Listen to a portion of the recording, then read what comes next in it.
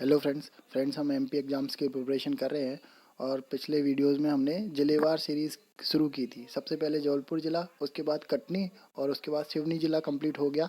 आज हमें बालाघाट करना है। ये बहुत इंपॉर्टेंट ज़िला है बालाघाट, चौथे नंबर का ज़िला है जो हम पढ़ रहे हैं जबलपुर संभाग में। इसमें हम बहुत सारे पॉइंट अपने ट्रिक से कंप्लीट कर लेंगे। तो पहले एक बेसिक आइडिया मैं आपको बता देता हूँ कि बालाघाट ज़िला आखिर कहाँ है। अगर हम एमपी का रफ मैप बनाएं, फ्रेंड ध्यान से सुनते जाना, सारा ज़िला कंप्लीट हो जाएगा। जैसे ही हमने एमपी का रफ मैप बना लिया, तो ये बालाघाट जिला इधर है, इस क्षेत्र में बालाघाट जिला है। और हमें पता है यहाँ से इस साइड छत्तीसगढ़ है और इधर महाराष्ट्र है, यानी कि बालाघाट जिला छत्तीसगढ़ और महाराष्ट्र दोनों की बाउंड्री को टच करता है। ऐसे क्वेश्चन आते रहते हैं। यहाँ भी एक जिला है, जैसे ये झाबुआ अलीराजपुर, तो झाबुआ इधर और इधर वाले को टच करता है, अलीराजपुर इधर और इधर वाले को टच करता है। बस इतना याद रखना है। वो स्टेट आपको अपने आप याद आ जाएंगे। जैसे यहाँ मुरैना है, वो इधर और इधर वाले को टच करता है, और यहाँ पे सिंगरौली है, वो इधर और इधर वाले को टच करता है। ठीक है। लेकिन एक इंटरेस्टिंग बात यह है कि बीच में गर्दन पर शिवपुरी है, वो भी इधर और इधर दोनों को टच करता है। बच्चे ये वाला भूल जाते हैं, तो वो ध्यान रखना। ठीक है। अच्छा, मैं आपको इधर के इधर ही बता देता हूँ कि कौन कौन से स्टेट इसके बगल में है। इधर यूपी है, यहाँ राजस्थान, यहाँ गुजरात, यहाँ महाराष्ट्र और ये छत्तीसगढ़। तो यानी 1 2 3 4 5 ज़िले टच करते हैं। बहुत सारे बच्चे भूल जाते हैं कि कितने ज़िले इससे टच करते हैं। देखो, बड़ा सिंपल है। महाराष्ट्र से 9, और महाराष्ट्र को उल्टा करके लिख देंगे तो छत्तीसगढ़ से 6। ठीक। और राजस्थान से 10, गुजरात से 2, तो 10 और 2 12। ये था कुछ दिन पहले। ध्यान से सुनना, कुछ दिन पहले ये था कि यूपी से 12 ज़िले टच करते हैं एमपी के, राजस्थान से 10, गुजरात से 2, महाराष्ट्र से 9 और छत्तीसगढ़ से 6। लेकिन थोड़े टाइम बाद क्या हुआ, यहाँ से निवाड़ी अलग हो गया और 52वां जिला बन गया। तो यूपी से यहाँ 12 की जगह 13 जिले टच करने लगे। और फिर हमें पता लगा यहाँ एक मंडला डिस्ट्रिक्ट है एमपी का, वो भी छत्तीसगढ़ से टच करता है। बहुत सारे मैप ऐसे हैं जिसमें नहीं बताया मंडला को यहाँ टच करते हुए, लेकिन बाद में ऑफिशियल वेबसाइट में देखा तो पता लगा मंडला भी छत्तीसगढ़ को टच करता है। तो ये 6 नहीं 7 जिले हैं। तो ऐसे हमें याद रहते हैं। तो बालाघाट किस किस से टच करता है, महाराष्ट्र से और छत्तीसगढ़ से। अब देखो फ्रेंड्स, बालाघाट से 3 पॉइंट ऐसे हैं जो हम अगर एक बार भी गलती से पढ़ लें तो फिर कभी भी रिवाइज करने की ज़रूरत नहीं पड़ेगी। फर्स्ट पॉइंट उसमें है कि इसका लिंगानुपात सबसे ज़्यादा। इन पॉइंट को ध्यान से देखना, क्योंकि बाकी के 10 10 30 40 पॉइंट हम इन्हीं 3 पॉइंट से कवर कर लेंगे ट्रिक से। तो देखो, बालाघाट में सबसे ज़्यादा सेक्स रेशो है 2011 सेंसस के हिसाब से। बालाघाट में सबसे ज़्यादा सेक्स रेशो है, मैक्सिमम। ठीक है। ये पॉइंट मतलब ऐसा है कि हम पॉइंट भूल ही नहीं सकते। सेकंड है, दूसरा पॉइंट, बालाघाट में नक्सल क्षेत्र है। कौन कौन से ज़िले हम अभी देखेंगे, लेकिन ये छत्तीसगढ़ से टच करता है नीचे, और हमें पता है छत्तीसगढ़ के साउथ साइड नक्सली एरिया है, तो बालाघाट में नक्सल क्षेत्र है।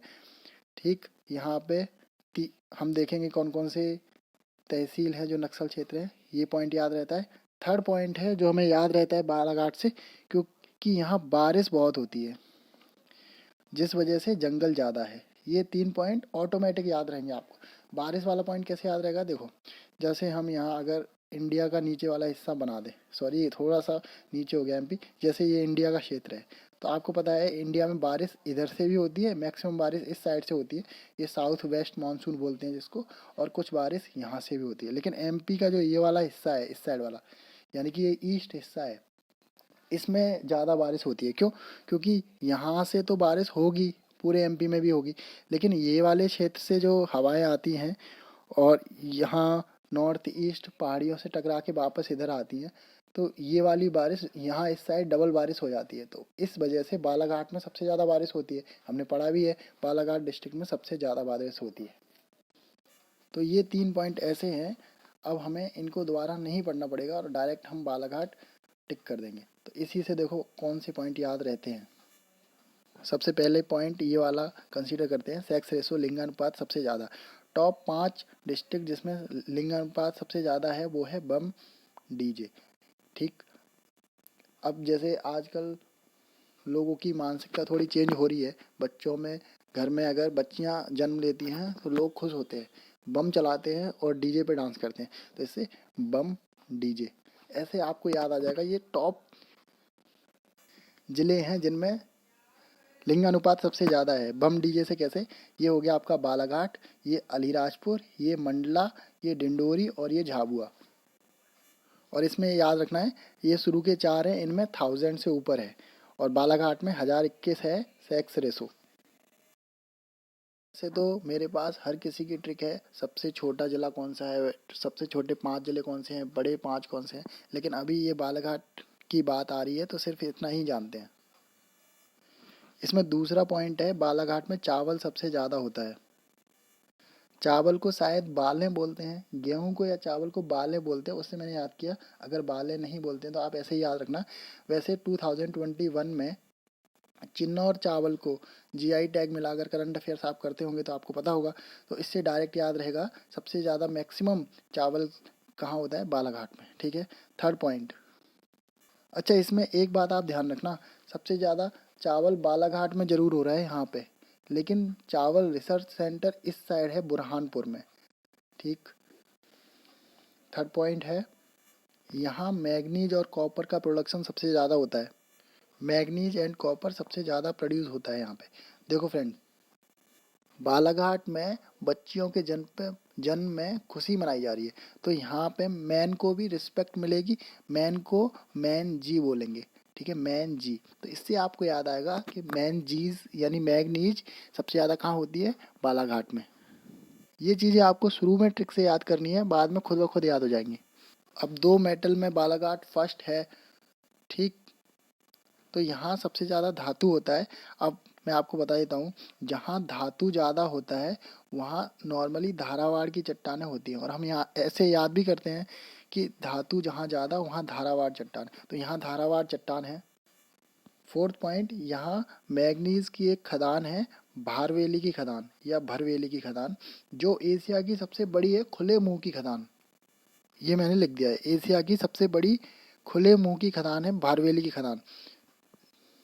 वैसे तो ये डायरेक्ट याद होता है, लेकिन फिर भी आपको ट्रिक देखनी है। तो देखो, जब हमने मैन को मैन जी बोला तो मैन खुशी से भर गया, खुशी से भर गया यानी भारवेली की खदान मैग्नीज की है और बालाघाट में है।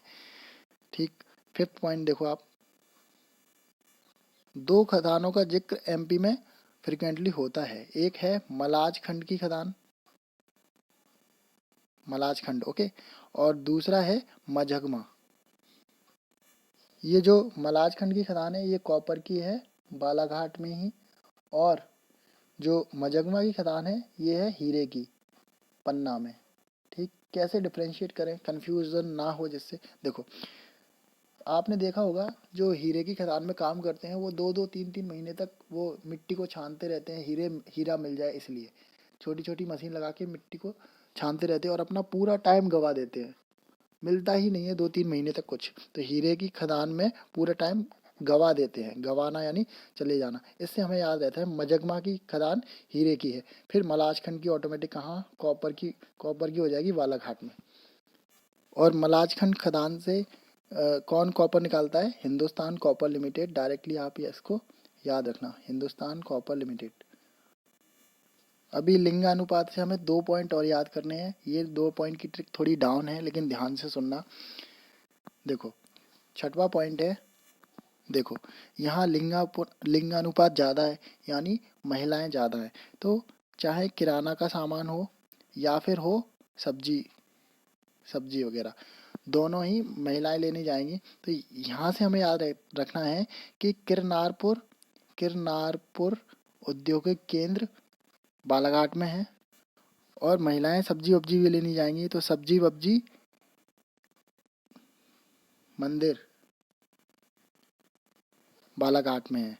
ये एक्चुअली सब्जी वब्जी नहीं है, ये है गोमजी सोमजी, गोबजी सोबजी।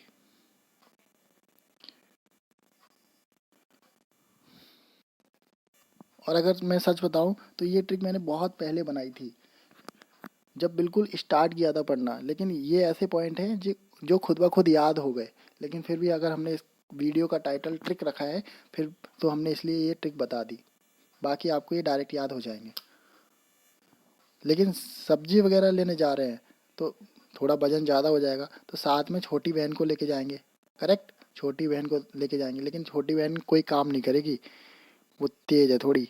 ठीक है, तो ज्वाला देवी मंदिर, देखो इस पॉइंट से मैं क्या बताना चाह रहा हूँ कि जो गोमजी सोमजी मंदिर है ना, गोमजी सोमजी मंदिर, उसमें ही एक सिस्टर टेम्पल है ज्वाला देवी मंदिर का।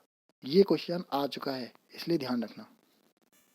एक पॉइंट और है 8th, जो बाकी वीडियोस में बताया है यूट्यूब में, कि यहाँ बालाघाट में सबसे कम मिनिमम पॉपुलेशन ग्रोथ है, मिनिमम पॉपुलेशन ग्रोथ। लेकिन शायद ये 2001 की होगी, क्योंकि 2011 के हिसाब से सबसे कम पॉपुलेशन ग्रोथ है अनूपपुर में। और ये मैंने कैसे याद रखा, मैं आपको यहाँ बता देता हूँ कि जैसे पॉपुलेशन ग्रोथ होनी है तो सबसे कम, उससे ज़्यादा, उससे ज़्यादा, ऐसे ही तो बताएंगे।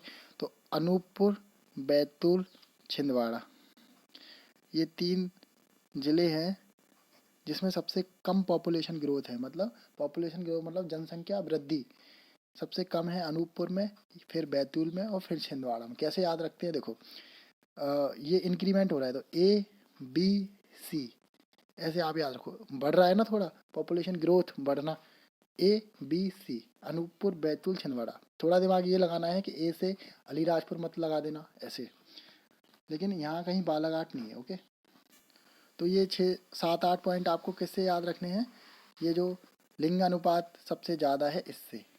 इसके बाद हमने लिंगानुपात ज़्यादा है तो बालाएँ ज़्यादा हैं, बालाएँ यानी चावल ज़्यादा। उसके बाद मैन को इज्जत मिलेगी थोड़ी, मैन जी बोलेंगे तो मैग्नीज, और उसके साथ कॉपर। मैन को इज्जत मिली तो खुशी से भर गया, बहरवेली की खदान मैग्नीज से रिलेटेड है। उसके बाद मलाजखंड और मजगमा, इसकी कन्फ्यूज़न दूर किया। उसके बाद जब और औरत ज़्यादा हैं, महिलाएं ज़्यादा हैं, तो किराना और सब्जी दोनों, किरनारपुर और सोमजी गोमजी मंदिर। और इसके बाद ये मिनिमम पॉपुलेशन ग्रोथ का डाउट क्लियर है, Anuppur, Betul, Chhindwara minimum population growth है। ठीक है, अब हमारा दूसरा पॉइंट जो याद रहता है कि ये नक्सल क्षेत्र है, क्योंकि छत्तीसगढ़ से, साउथ छत्तीसगढ़ से लगता है। यहाँ देखो आप, ये छत्तीसगढ़ है, साउथ छत्तीसगढ़ से बालाघाट लगता है, नक्सल क्षेत्र है। नक्सल क्षेत्र में बंदूक वगैरह ये सब होता है, तो आपको याद रखना है PUBG। ये PUBG जो गेम है ये भी शायद बंदूक वगैरह से ही रिलेटेड है, मार धाड़ से ही रिलेटेड है। तो नक्सली क्षेत्र के जो 3 तहसील हैं बालाघाट की जो नक्सली प्रभावित हैं, वो एक है PUBG से याद रखना है आपको, परासवाड़ा या पारसवाड़ा इसका नाम है, सॉरी पारसवाड़ा। और ये दूसरी है बैहर, ठीक। और तीसरी जी यानी कि लांजी। ये 3 डिस्ट्रिक्ट नक्सली प्रभावित हैं। और जब ये 3 डिस्ट्रिक्ट आपको याद रहेंगे तो यहाँ याद रखना भाई लांजी, एक पॉइंट हो गया।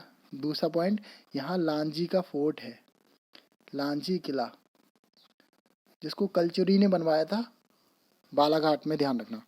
जैसे ये लांजी का किला है, लांजी का किला गोंड राजा संग्राम शाह के 52 गढ़ों में प्राचीन था। ये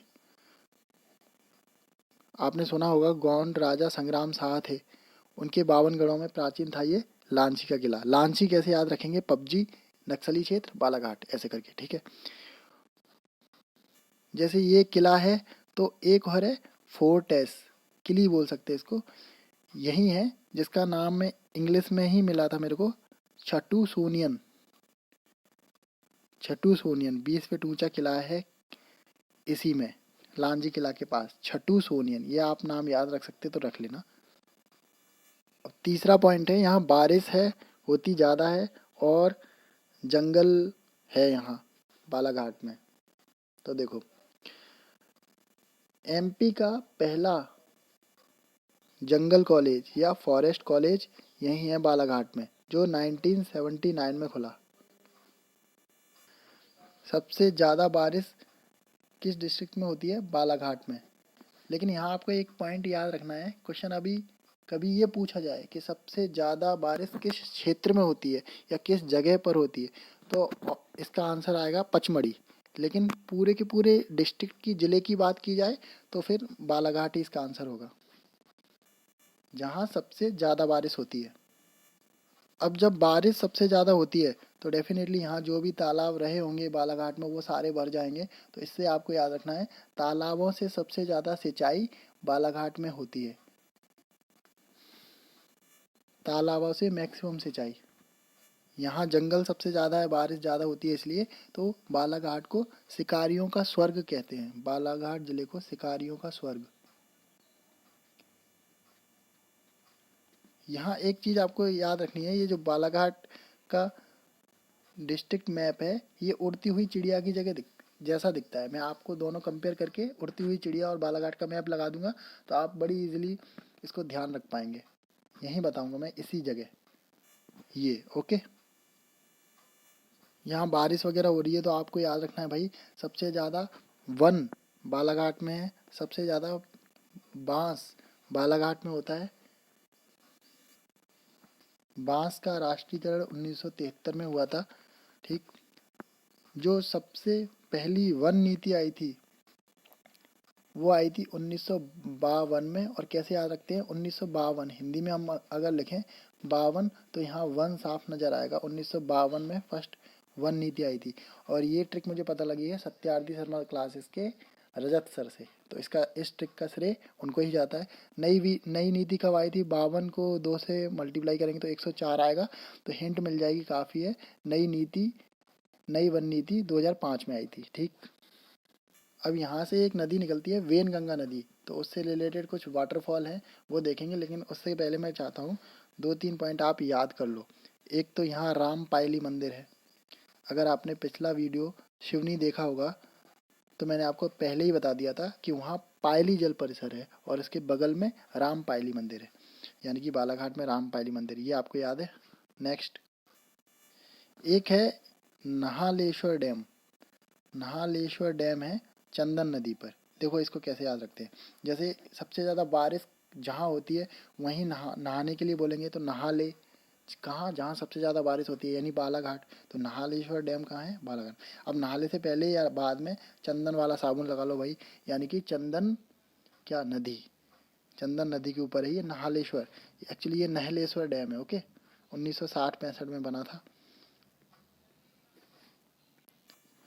और यहाँ एक जगह है धनसुआ। धनसुआ धनसुआ में गोसाई मंदिर है, ये आपको याद रखना है। मतलब पहली चीज़, इतने पॉइंट हो गए, उसमें से पहली चीज़ जो आपको याद रखनी है, इंपॉर्टेंट है, धनसुआ गोसाई मंदिर बालाघाट। और 1-2 पॉइंट बताता हूँ मैं आपको जो याद रखने हैं। जैसे यहाँ मेहरुनिसा परवेज का जन्म हुआ था, ये बहुत बड़े साहित्यकार थे। ठीक, एक नेक्स्ट पॉइंट है, यहाँ से एक पत्रिका रिलीज होती है, नाम है पंचायती राज। वैसे आप ये याद ना करो तो भी चल जाएगा, क्योंकि हम पत्रिका वाले टॉपिक में ये सारा कुछ ट्रिक से करा देंगे। पंचायती राज पत्रिका रिलीज होती है। अब हमारे 4 या 5 पॉइंट बच रहे हैं जो हैं रिलेटेड वेनगंगा नदी से, क्योंकि हमने वेनगंगा नदी पढ़ी थी तब हमने डिटेल में पढ़ा था, लेकिन यहाँ हम एक बार रिवाइज करेंगे। मेरे पास है वो पेज। देखो फ्रेंड्स, ये है बैतूल ज़िला, ये है छिंदवाड़ा, ये है शिवनी और ये है बालाघाट। तो देखो वेनगंगा नदी शिवनी से निकली थी और उल्टी ऊपर क्यों गई थी, क्योंकि हमें पता है पिछड़े लोगों को पानी देना था, यानी कि कहाँ जाना था, भीमगढ़ डैम। यहाँ सेकंड नंबर पे क्या है, भीमगढ़ डैम। उसके बाद नदी आगे गई भाई, शिवनी और बालाघाट के बॉर्डर पे पहुँचती है। ठीक, फिर उसके बाद यहाँ थर्ड नंबर पे क्या है, धूती डैम। हमने कैसे याद किया था, ये बालाघाट में है। तो देखो बालाघाट में महिलाएं ज़्यादा है, तो महिलाएं ज़्यादा है तो धोती यानी पहनने वाली साड़ी को धोती बोलते हैं बुंदेलखंडी भाषा में। तो धोती लेने के लिए ये नदी यहाँ आ गई। तो धोती डैम कहाँ है, जहाँ सबसे ज़्यादा महिलाएं, बालाघाट में। ठीक, फिर इस बॉर्डर पे जैसे ही धोती डैम मिला, यानी कि धोती मिली, अब महिलाओं को बांटने भी जाना है तो बालाघाट शहर में आ गई। तो बालाघाट शहर से प्रॉपर निकलती है ये वाली नदी, वेनगंगा नदी। उसके बाद ये नीचे जाती है, ये नीचे तो महाराष्ट्र है, तो महाराष्ट्र और बालाघाट का बॉर्डर बना के यहाँ आती है। और जैसे ही यहाँ आती है तो यहाँ गांगुल पारा वाटरफॉल बनता है। ठीक, गांगुल पारा वाटरफॉल, और ये बालाघाट में ही है। और ये 5 नंबर पर जैसे ये नदी ऐसे घूम के आई तब तक यहाँ दो नदियों ने लाइन लगा दी थी बीच सी। कौन सी दो नदी थी? बावनथड़ी नदी और चंदन नदी।